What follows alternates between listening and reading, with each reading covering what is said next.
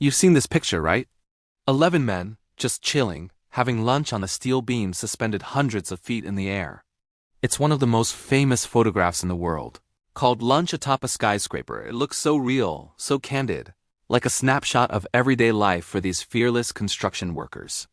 But what if I told you that this iconic image of American grit isn't exactly what it seems?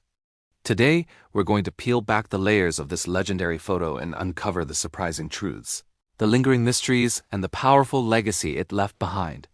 Let's travel back in time to September 20th, 1932. The Great Depression has its grip on America. But in the heart of New York City, something massive is rising from the ground. Rockefeller Center. The photo was taken on the 69th floor of the RCA Building, which is now known as 30 Rockefeller Plaza. These 11 men are perched on a beam, 840 feet above the bustling streets of Manhattan, with Central Park sprawling in the background. It looks like a death-defying lunch break, and in many ways, it was. But here's the first big twist. It was all a setup. That's right, this seemingly spontaneous moment was actually a carefully orchestrated publicity stunt. Rockefeller Center needed to generate some positive press for its massive construction project during tough economic times. So they hired photographers to capture images that would showcase the awe-inspiring scale of the building and the bravery of the men who built it. On that day, it wasn't just this one photo.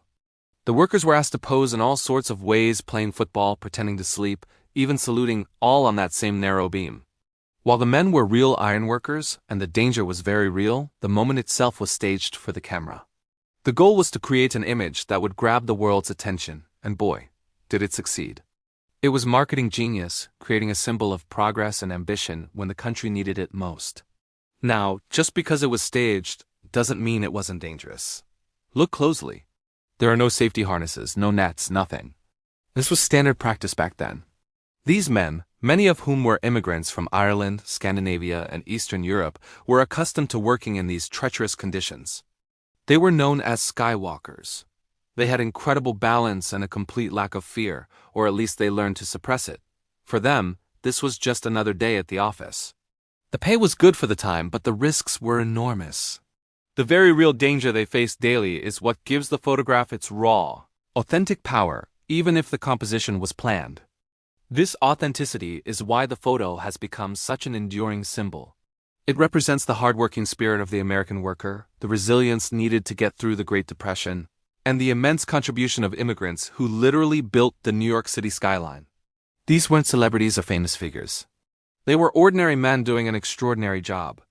The image captures a sense of camaraderie and calm in the face of incredible danger. They're just sharing a meal, passing a bottle, lighting a cigarette, completely at ease with the abyss just inches away. It's a powerful testament to the human spirit. But here's where the story gets even more fascinating: the mysteries. For decades, two of the biggest questions have been who took the picture and who are the men in it. For a long time, a photographer named Charles C. Ebbets was given credit. His family even had a check from Rockefeller Center that seemed to prove it. But historical records show that at least two other photographers, Thomas Kelly and William Leftwich, were also on the skyscraper that day. No one knows for sure which one of them pressed the shutter for this specific shot.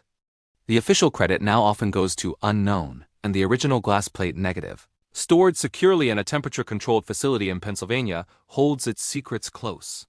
Even more compelling is the mystery of the workers' identities. For nearly a century, families from all over the world have come forward, claiming their father, grandfather, or uncle is one of the men on the beam. It's like a global treasure hunt. Imagine looking at this famous photo and believing you see your own family history suspended in the sky. A few identities have been confirmed with strong evidence. A 2012 documentary called Men at Lunch did a fantastic job digging into these claims. Through their investigation and the work of historians, we now know a few names. The man third from the left is Joseph Eckner. The one-third from the right is Joe Curtis. And the man on the far right, holding a bottle, is a Slovak worker named Gustav Popovi. We know it's him because he sent this very photograph home to his wife, and on the back, he wrote a message. "Don't you worry, my dear Mariska, as you can see I'm still with bottle. You're Gusty." That personal note, connecting this global icon to a simple, loving message, is just incredible. Two other men, first and second from the right, are believed to be Irish immigrants Matty O'Shaughnessy and Patrick "Sonny" Glynn, based on extensive research by the son of another Irish immigrant. He found a similar photo from that day in a pub in Galway, Ireland, which helped him connect the dots. But what about the other 6 men? Their names are likely lost to history. They remain anonymous figures, representing the countless nameless workers who risked their lives to shape our modern world. Their anonymity, in a way, makes the photo even more powerful. They could be anyone's ancestor. They represent every unsung hero. So the next time you see Lunch Atop a skyscraper, you'll see it with new eyes. You'll see more than just 11 men on a beam. You'll see a brilliant piece of marketing, a raw display of courage, a symbol of American resilience, and a puzzle that continues to captivate us almost a century later. It's a single moment that tells 1,000 stories of ambition, of hardship, of family, and of the anonymous hands that built the world we live in today. It reminds us that behind every great achievement, there are ordinary people doing extraordinary things. What do you think is the most fascinating part of this story? The publicity stunt, the danger, or the mystery of the identities? Let me know down in the comments. Thanks for watching, and if you enjoyed this deep dive into history, make sure to like and subscribe for more stories behind iconic images. See you in the next video.